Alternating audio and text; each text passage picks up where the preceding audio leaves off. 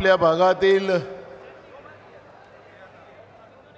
ज्यांनी शिक्षणाचा पाया रोवला, या भागाचा विकास साधला, कोरडवाहू भागाला एरिकेटेड भाग केला आणि या भागाला नंदनवन केलं, अशा महान सुपुत्राचा,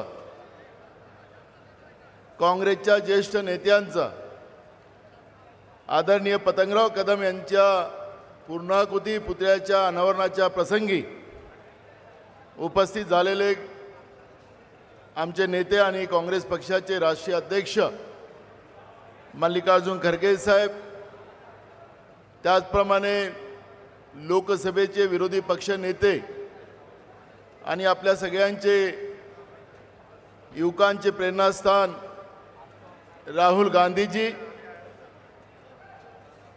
आपल्या महाराष्ट्राचं राष्ट्रीय नेतृत्व आदरणीय शरदचंद्रजी पवार साहेब, राज्याचे माजी मुख्यमंत्री सुशीलकुमार शिंदे साहेब, राज्याचे माजी मुख्यमंत्री पृथ्वीराज चव्हाण साहेब, विधिमंडळाचे आमचे काँग्रेस पक्षाचे नेते बाळासाहेब थोरात, विरोधी पक्षनेते विजय वडेट्टीवार, आदरणीय राष्ट्रवादीचे प्रदेशचे अध्यक्ष जयंतराव पाटील साहेब, आपल्या सगळ्या महाराष्ट्राचे आपले प्रभारी आदरणीय रमेश चन्नीथलाजी, या मंचावर उपस्थित असलेले आपले सांगलीचे लोकप्रिय खासदार विशाल पाटील साहेब, आणि ज्यांच्या नेतृत्वात पतंगराव कदम साहेबांचा वारसा या भागात नव्हे तर महाराष्ट्रात जे चालवतात ते आपले तुमचे सगळ्यांचे सुपुत्र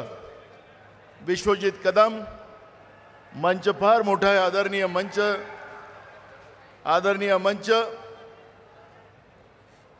उपस्थित मोठ्या संख्येनं या ठिकाणी आमच्या माता बहिणी, आमचे सगळे वडीलधारी मंडळी, युवक मित्र आणि पत्रकार बंधू. खरं तर पतंगराव कदम साहेब हे तुम्हा आम्हासाठी प्रेरणास्थान आहे.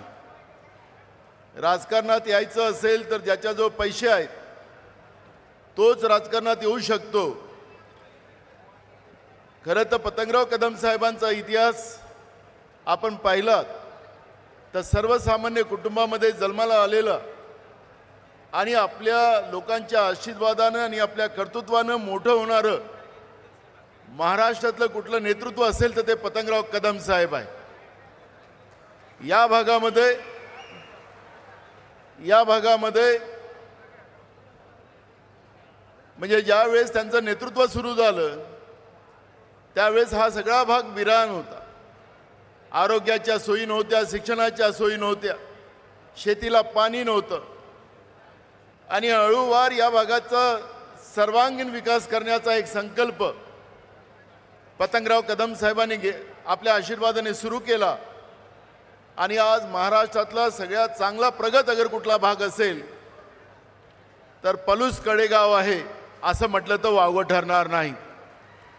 आणि म्हणून या महान व्यक्तिमत्वाच्या पूर्णाकृती पुतळ्याच्या अनावरणाला आम्हा सगळ्यांना उपस्थित राहण्याचा योग आला. मी आयोजकांचं मनापासून धन्यवाद देतो.